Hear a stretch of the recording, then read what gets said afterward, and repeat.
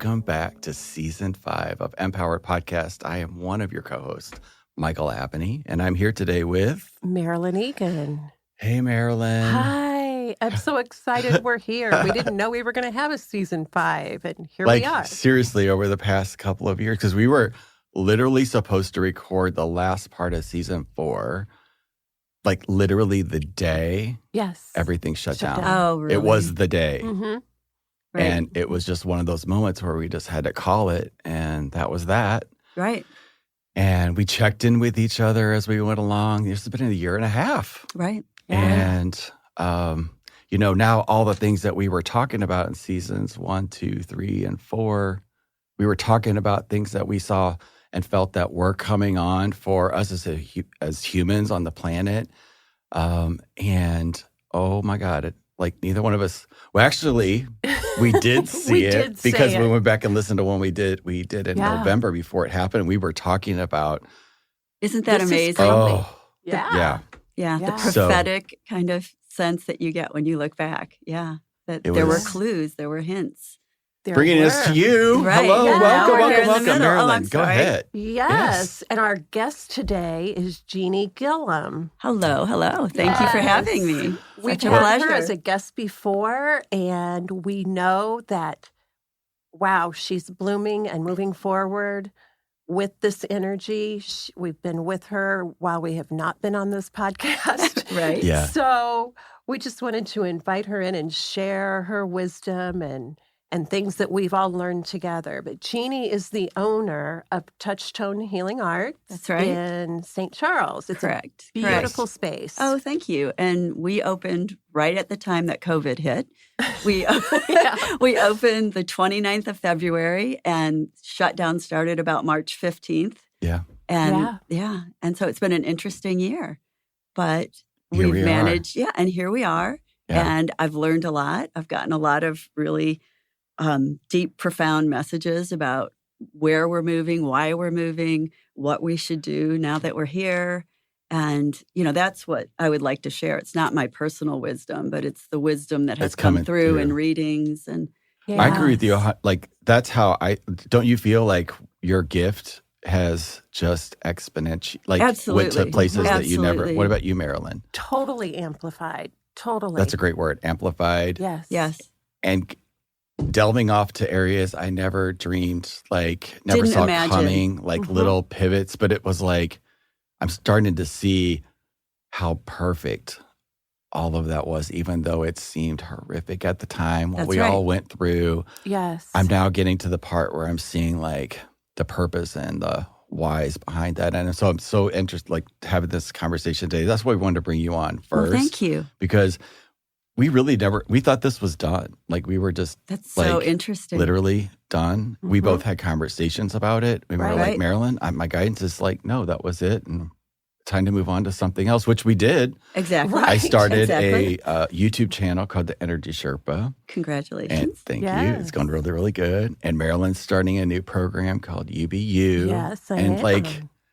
So we thought that was this, Exactly. It was what it was. But a couple of months ago, I was like, have you thought about doing this again? We could just do this again. Right. And she's like, yeah. And I hadn't been on the site for about a year, looking behind the scenes. Yeah. Because we're not doing them anymore. We're not promoting. Right. We had in 6 months, 7,500 people download episodes. Wow.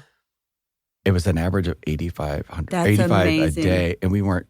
You weren't promoting. You know what?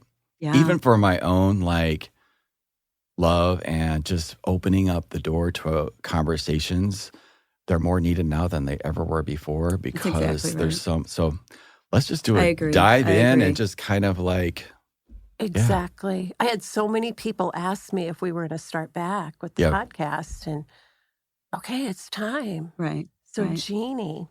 Why don't we start with you telling us about your work? And it's totally grown and expanded since this started. It has. Yeah. I started Touchstone Healing Arts initially as I just felt called to create a space where healers could heal, but also that the healers themselves would be supported. Mhm. That the building itself, the energy there, their coworkers, everything about it would feel like home, would feel nurturing, would kind of augment, as we said, the healing process. And so that was my goal. I had certain people in mind that I thought would be there, and we've started out small. There's myself, my daughter Reagan, but the clients really respond to this. Now, can you tell a difference pre and now? Well, she. For Yeah. like She clients can. wanting Oh, or yes. reaching out. Oh, yes. Like, Yes. And people will come and want to hang out in the building. They'll want to just sit there. They'll want to go. We They have a feel little it. sitting area and just kind of soak it up, because it really is. There's just such a soft kind of vibe, without sounding too woo. But yeah, it's just I love it. feels very nice and It homey and does. supportive in there. Beautiful. And I was doing very sporadic readings. And just through word of mouth, I have gotten where I'm fully booked. And the readings have just been amazing to me. They will be very personal, but almost without exception, there will be these broader themes that come through about the chaos on the planet. Yeah. And how this individual that I'm giving the reading to, what part do they play Right. in that? And how do we hold ourselves steady during these waves that hit us where things change day by day or minute by minute? Mhm. So I've tried to track some of the themes because it's helpful to me, not just to my clients, Yeah. to have that. Yeah. Well, what are some of the things that you have been like, without, like not talking about people's private readings, but Right. like what's the 30,000 feet view or the through thread that you see? Well, yeah, one of the through threads, it's interesting because it links back to other kind of prophetic readings. Like Edgar Cayce talked about these sorts of things, that there would be chaos on the planet. There are biblical references, of course, that a lot of people know about, us going through these periods of extreme difficulty as the veil thins and we become more enlightened and we move into this kind of higher plane of spiritual consciousness. And that has come through in the readings. So Okay. there was one in particular that had a profound effect on me because a visual came through, and it was just a different way of looking at the thinning veil.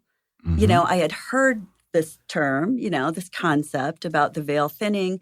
And in my mind, it just meant that, we gradually would come to more of an awakening, be more aware of our gifts, our intuition, our spiritual connection, to God, to source, and to each other. And I think that is true. Mhm. But this was a visual of exactly how the veil splits. And it was a vertical veil. And it was like this gauzy kind of gossamer sort of fabric that was spread across. And they showed that the polarity that we're living in, like the extremes, Yeah. Are actually necessary for us to pull that veil apart. And that the veil pulls, it's in a vertical way, and it just starts to come apart at the very top. The threads give way, and little by little it opens and allows both polarities, no matter where you're standing on that spectrum, you're now able to see what is truth, as opposed to what did I believe? What was I taught? What have I invested myself in this lifetime? And so wherever we're standing, we have the option to look and see as this veil separates. But if you don't mind, I would read, there's an excerpt from that reading that Please. the guides come through, and they're very eloquent. They're very poetic. So I'll try to do justice to what Just they want to say said. just that you said something really powerful. Right. That it's needed for us to be Exactly. on, to pull Exactly. it apart. Like Right. that gave it context is decisive. Right. Like we choose how we look at something, and then that's Yes. how we play a role Yes. in having Yes. that show up. Yes. So what you just said was like made it okay Yeah. for it to be Right. like the space of division that's Exactly. present to be okay, and that each groups Yes. are playing their role Exactly. to help us all unfold. And Right. there's nothing wrong with either one of them. Right. Because Right. That's the Woo, I big. got chills. it is. big It's thing. big. It's big. Okay. And because leading up to this, part of the message that I'd been getting too was that we're supposed to look for commonality. We're supposed to come together in unity.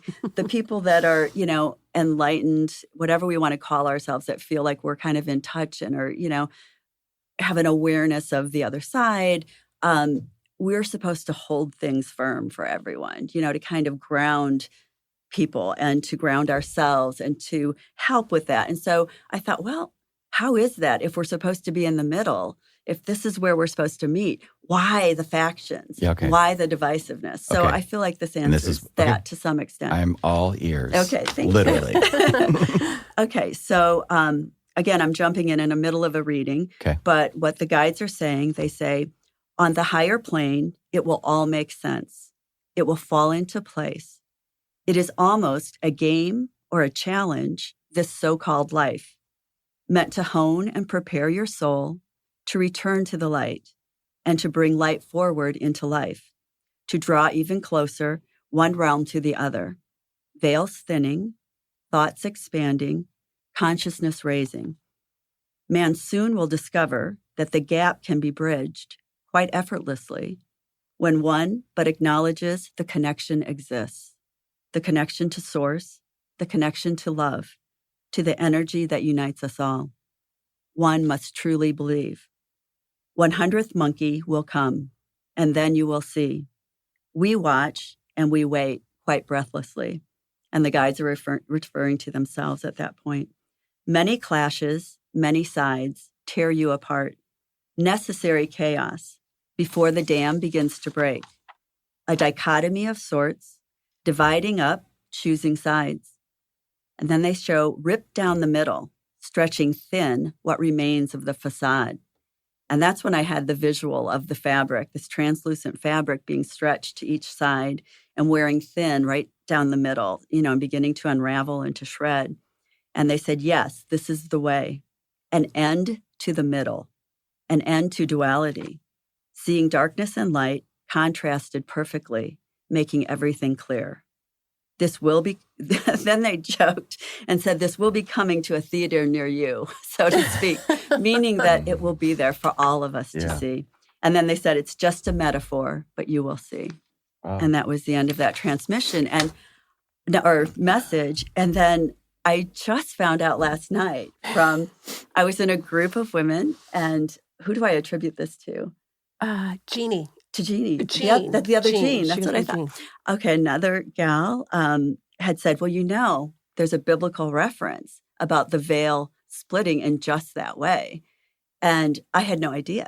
I was raised Catholic, and in Catholicism, we sort of have the readings presented to us. We don't generally go to the Bible directly. So I Googled it this morning because I thought I need to find this. And the reference is to what happened after Christ was crucified. And it's Matthew 27:51. And the passage is, behold, the veil of the temple was rent in twain from the top to the bottom, and the earth did quake, and the rocks rent. And I thought, wow. That's exactly what I was shown. That's exactly what I was shown. Yeah. It's so peaceful. Yeah. It is. It made everything make sense. It did. Because we had, like you said before, we were getting messages about unity, come together. Exactly. Well, ultimately, that is what happens after the divisiveness completely pushes this open. For sure. Tears it open. Amazing. It is, it is amazing. And, it leads me to the belief of it really is important to take that 30,000-foot view and to step out, be the observer for a moment, when we're getting caught up. Because, one of the other things is that we can talk about 5D coming in or energy shifting or changing, and all of that is lovely. But the reality is we are incarnated into physical bodies. We live in a 3D world, and we are meant to straddle that, the spiritual and the physical. 100%. Mm-hmm. Yes. 100%. Otherwise, why incarnate? We would have just stayed in spirit. And so we do need to pay attention to what's going on the earth. We do, these sides are there for a reason. We are playing separate roles in this drama, and together we're going to make this happen so that we will be able to see more clearly the truth of what our reality is as human beings on this planet and beyond. Yes. So we can make new choices. Good choices. And so that we don't lose ourselves in the fear and we don't act from that place of, Think about this.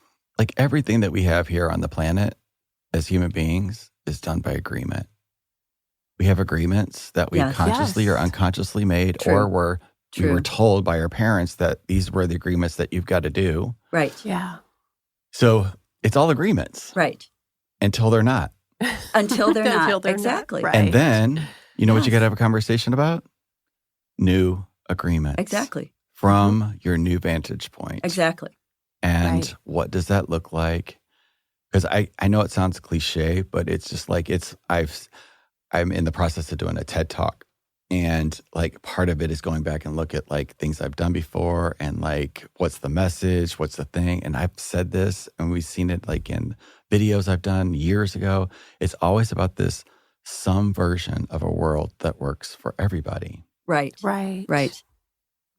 Not as some cheesy ass idea, but like as like we're here. There's 7.5+ billion of us. Right. It's time we need to figure this out. It's not as a government to government, human to human, heart to heart. I agree. Mm-hmm. I agree. The self-governance thingy, that will work itself all out. But if we've been waiting for a long time, possibly for somebody to come and save us. Right. Not going to happen. It's us. I agree. And it's our awareness. So this is like the 30,000 feet. To me, that is consciousness level. Like not that there's a hierarchy of like you're better if you have a higher conscious, because it doesn't mean that at all. I agree. It just means you have a different, it's just like you're a different space on the mountain. Right. Different perspective. Yeah. Right. And all the perspectives need to be seen. Right. All of them need to be heard. Exactly. And so many people, see the divisiveness as wrong. There's something wrong with us here on the earth. Myself included. I have been there. I did too. Yeah. I was till you got this message. Yeah. And it made so much sense to all of us when that came through. But people, I think, will get huge relief from seeing this. That's why the observer view is so important. Right. We do have to move into the earth to do our work. Correct. But we can live in the observer mode most of the time and come to the earth and do our work and go back and forth with ease. Absolutely. Absolutely. Yeah. I agree. It's about stepping back. Mm-hmm. You have to be in the thick of things. This is your life. We do get caught up. Right. But we need that time to step back, reground, think about what's important, think about what's really happening, and take a broad look at ourselves and others. And what are we buying into by agreement? What are we buying into simply because we're told that's the way it needs to be or should be, or this will keep you safe, that makes us fearful of one another. I think we need to, that's where we step up and rescue ourselves by saying, no, just wait a minute here. I see that person that's on this extreme and I see this person on this extreme and I know them. And they each have beautiful souls. Yes, right. Like our relatives and cousins. And I know they would never harm me, nor me them. Yeah. So what is actually happening here? Yeah. And so keep that in mind that, we are each individuals playing a part. Some things do need to play out and it will be uncomfortable for a while. Yeah. But we need to keep our perspective. How as value for today, value for today's podcast, because we open up a big can of worms. We did. Yes. But at the same time, like that point alone, like that's extremely valuable thing to have in mind as a perspective that helps you. Because without our perspectives, we don't have anything. Like we're just like a unmoored ship. So having that, giving that context for us to keep moving down and as this unfolds to unity, where can we be, or what are some things from your perspective that we can be doing on the daily to keep us aware enough to know when something happens. Because we're going to be talking about it later on another podcast, but I had something really crazy happen on Saturday night that you would never imagine. I never thought I would ever attract. Right. Okay. But I did. Okay. And I had to stop and go, okay, I could be a victim here, or I could, you know what, Ho'oponopono. Yeah. Exactly. So I've been reading that book, Zero Limits, Yes. and it's all about like, no matter what it is, I'm sorry. Please forgive me. I love you. Thank you. And this thing happened. It took me almost a day to get back to that space. But I'm like, okay, what if I did? What was it trying to show me? And today we're doing a podcast all about that. So that's the things that. So I think you just answered your own question. I probably did. That is what we do on the daily. Just step back, catch your breath. You know, I call it grounding, and you actually feel yourself when you ground. You can feel your body become more still. You know, if that's taking deep breaths, that will help. But a lot of it is removing yourself from the busyness in some way, shape, or form. Just step back and then reground. And ask your inner self, go inside, because it's through our inside, it's through asking inside that we reach the divine. You know, it's an internal to the divine kind of connection. What does this mean? How do I handle this? What am I meant to learn? Look at the greater scheme of things, because 99.9% of the time, it's really not about you. Their actions are about them. You know, it's about what their need is, what their fear is in that moment. And so it's very helpful. It gives me a different framework from which to respond to the situation, so that I'm not just reacting out of anger, fear, or, you know, something, retaliation or anything like that. Or reacting, period. Or because you don't want to be reactive. Because then you're still in the loop. Absolutely. So you have to have something. For me, that's a community of people who I surround myself with, you know, like that people that I can call that have that conversation going on. That's like, you know, what we saw at the beginning. That's one of the main reasons was to create community. Absolutely. But St. Louis has a pretty amazing spiritual community, and most people would never even dream of, you know, so like, it's and again, possible I and agree. it's here. That's a huge theme in the readings, especially when people are just kind of coming into spiritual awareness and questioning, can this be real? You know, can God be giving me messages or signs or that sort of thing? Can my loved one really be showing themselves to be in these different ways? Is to have that group of validation, to have that person you can call, text, Facebook message, whatever it is for you, to say, oh my gosh, this crazy, amazing thing just happened. Has this ever happened to you? Well, you're doing that right now in St. Charles. That's a very, you know, kind of conservative community. That, you know, and there's lots of churches and like religions that could have butt up against, you know, our perspectives. And even though it's the same. But like, look at you doing that, and you're telling us that you're attracting and building a business in that environment, which is just like amazing. If it's happening there. But it's embodying that energy that you work with. It's embodying who you are and what you do. Well, thank you. And that's what we have to look at. And as we communicate with each other, accept each other, have a conversation. Even if you don't agree, there's still love there. Absolutely. I'm like, let's let love win.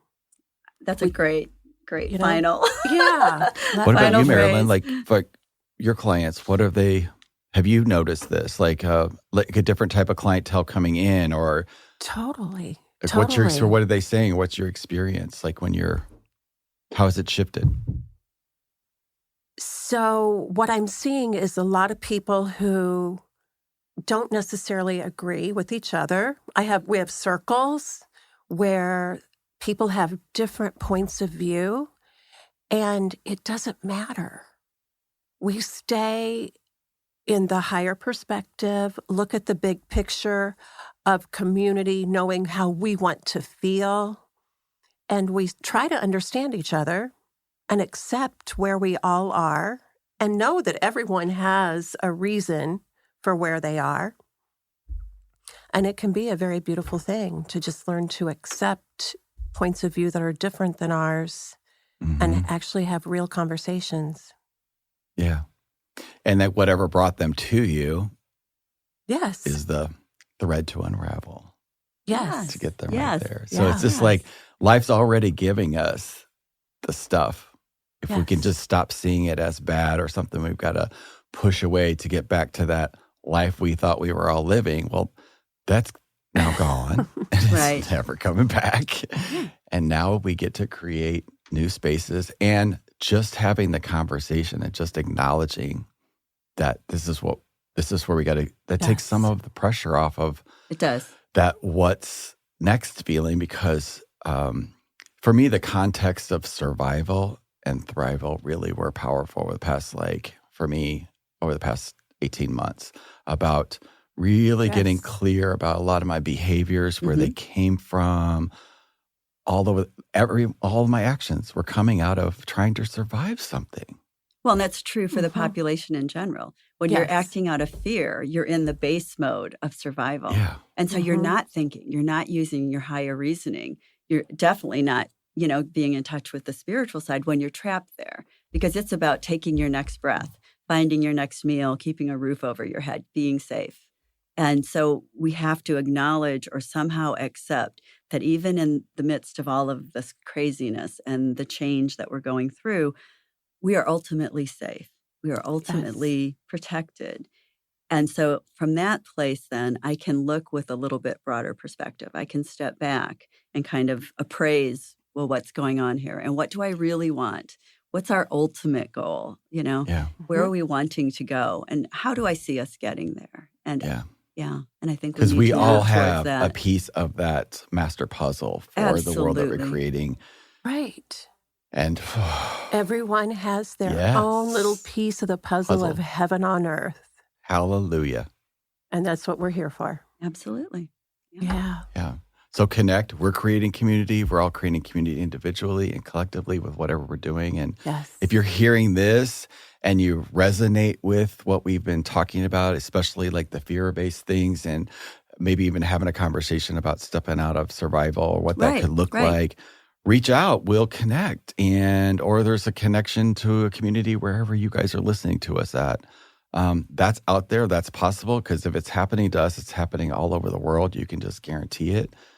Because I not only not know that now, I feel that now. Because I know there's other people out there that are doing having these exact same sort of conversations. Right. Don't you guys feel? I feel Absolutely. that. And it's very validating to have that happen. Always kind of reminds me of, who Larry DeRush is? I do not. Center for Spiritual Living. Oh, yes. He helped me with a movie about 10, 15 years ago. And there was a quote he used to always say that always sticks with me, which is appropriate for this podcast. And it's like, chaos is just the moment before order sets in. Oh, yes. True. Yes. It's very true. This message. Mm-hmm. And he was saying that 15 years, like that one little clip from that documentary is stuck in my head. Like it never left. I still see because I was like, Yeah. It's good to keep that in mind. Yes, it is. And we will. Thank Jeannie, you. thank you. Oh, you're so welcome. Thank you for having me. Great way to kick off season 5. Oh, thank and you. a brand new Pleasure. conversation. So excited for both of you. Yeah. I am And too. you. Oh, well, thank you. Yes. Guys, thanks for listening in. Hope you got great value out of today. And we'll leave your information in the description box below that'd be so they can get wonderful. in touch with you and have a conversation with you. Maybe a reading. You do them by phone, right? I On do. Zoom? I do. By phone, by Zoom, FaceTime, in person. Doesn't matter where we live now. We're very flexible. Very flexible. You guys have a wonderful day. Yay. Thank you all for listening. And we will see you on the next one. Bye, guys. Bye-bye. Bye, everybody.